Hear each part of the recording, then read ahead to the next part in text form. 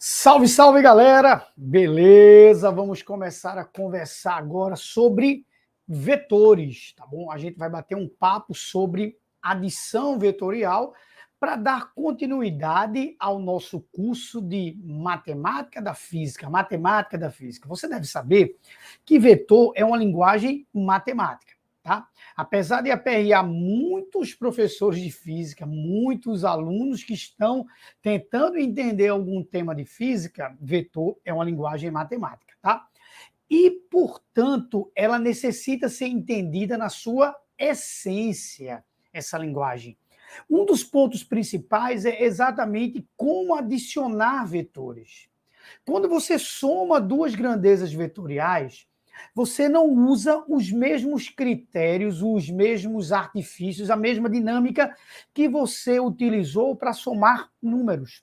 Por exemplo, duas massas, uma de 3 quilogramas e uma de 4 quilogramas somadas, vão dar uma massa de 7 quilogramas. Joia. Agora, se você pegar uma força de 4 newtons e somar com uma força de 3 newtons, não necessariamente dará uma força de 7 newtons.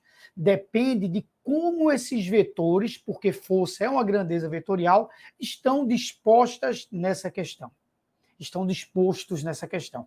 Então você tem que tomar muito cuidado. Duas forças, uma de 4 e uma de 3 newtons, podem dar 7, essa soma, como pode dar 1 essa soma, como pode dar 5 essa soma, enfim, podem dar vários valores de acordo, como eu disse, com a disposição desses vetores. Então a gente vai explicar nessa aula exatamente como funciona a adição vetorial.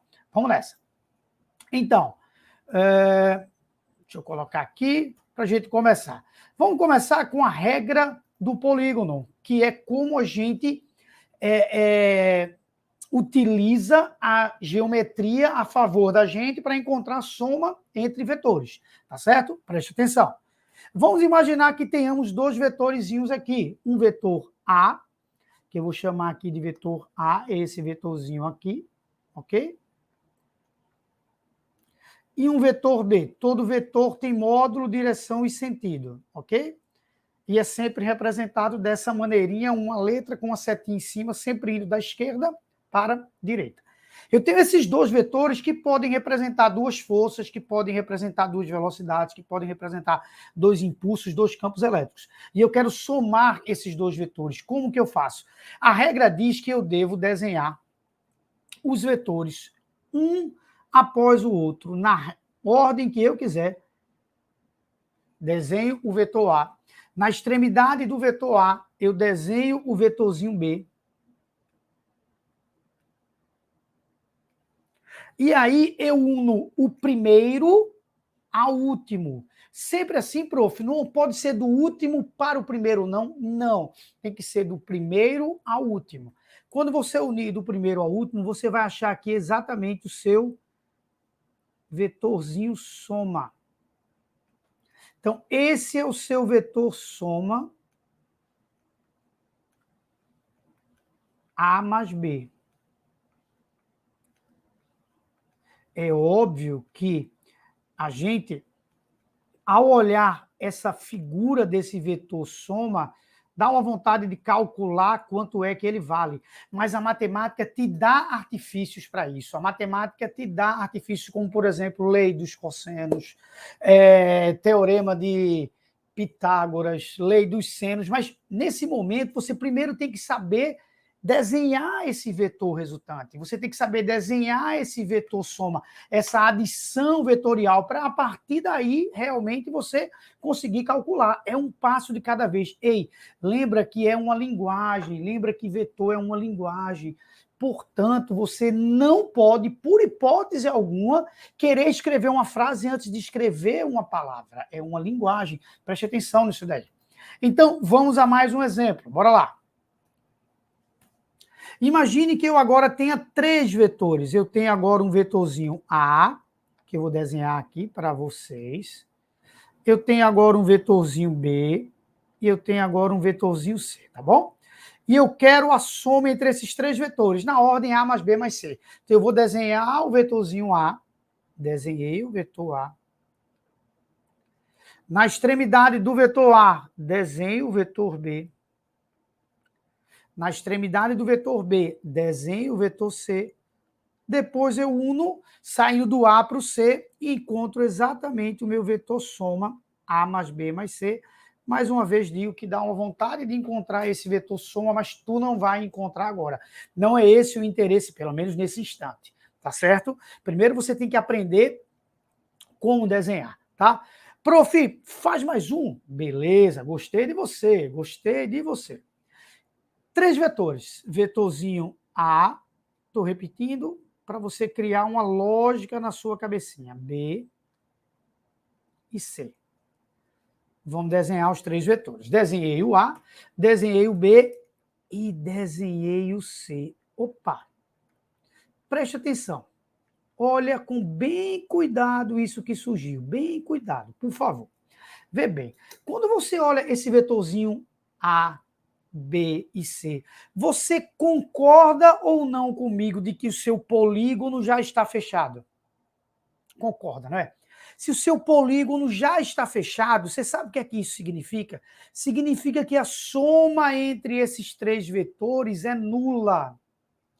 Dizer que a soma entre 3 vetores é nula é afirmar que a resultante desses vetores é zero. Por exemplo, se forem 3 forças, a resultante entre essas 3 forças é zero. Esse vetor, esse corpo que está sofrendo essas 3 forças, por exemplo, ele estaria em equilíbrio de translação, ele não sofreria translação, ou ele estaria se movimentando de maneira uniforme, tá certo? Movimento retilíneo e uniforme. Então, aqui, nesse caso, a soma é zero. A resultante é nula. Resultante nula. Prof, fala. Então, tu está querendo dizer que todas as vezes que eu estava fazendo questões que a resultante dava nula, bastaria eu desenhar um triângulozinho, que aí eu saberia como essas forças estavam? Não. Não necessariamente as forças têm que formar um triângulo, elas têm que fechar um polígono. Elas não têm que fechar um triângulo. Normalmente aparecem 3 forças, até para ser algo mais, menos matematizado, tá certo? Ficaria mais simples isso daí, mas podem aparecer 4, 5, 6 vetores, tá? Cuja resultante seja zero. Esses 6 vetores, quando você ligar um após o outro, você terá com certeza o polígono fechado. Então, toda vez que o polígono estiver fechado, significa que a resultante entre esses 3 vetores, ou 4, ou 5, ou 10 é nula. Nunca para 2 vetores, porque 2 vetores nunca fecharão um polígono. 2 vetores nunca fecharão um polígono. Não quer dizer que 2 vetores não podem dar resultante nula. Podem sim. Se um estiver para um lado e outro estiver para o outro lado, e eles tiverem tamanhos iguais, módulos iguais, aí eles se anulam, mas eles não vão fechar um polígono, tá bom? Inclusive, falando sobre 2 vetores, uma das regras mais importantes que tem é um caso particular da regra do polígono, que nós chamamos de regra do paralelogramo, que é um polígono. O paralelogramo é um polígono. Então, ainda continua sendo regra do polígono, mas seria um caso particular. Isso ocorre quando a gente tem 2 vetores somente, tá certo? Você pode, com esses 2 vetores, também formar um paralelogramo. Além de fazer, como eu disse há uns 2, 3 slides atrás, você pode montar um paralelogramozinho assim, ó. E aqui estaria o seu vetor soma. Então, toda vez que você tiver 2 vetores, para achar a resultante entre eles, se você quiser, você imagina um paralelogramo e traça um vetorzinho aqui no meio. Tá? No meio não quer dizer que é bissetriz, que esse ângulo é igual a esse, pelo amor de Deus. Tá? Não necessariamente é assim, mas a resultante entre 2 vetores, você coloca os 2 com a mesma origem, e aí você traça o seu vetor resultante, o seu vetor soma, que aí vem toda a matemática para que você possa calcular essa resultante. Mas a gente não está preocupado nesse instante com o cálculo da resultante, e sim com a representação geométrica da adição entre 2 vetores, tá bom? Então, espero que você tenha realmente curtido o que a gente falou nesse momento, tá?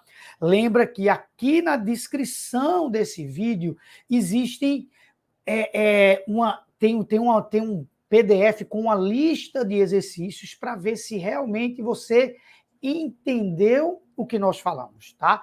Você vai resolver cada uma dessas questõezinhas da lista de exercício, e essas questões, além de terem uma resolução, que já vai estar o link no próprio PDF, você ainda tem uma aula de apoio dependendo do tema. Às vezes é um tema da física que você não lembra. Aí o que é que você faz? Você clica na aula de apoio para assistir antes de resolver a questão, tá bom?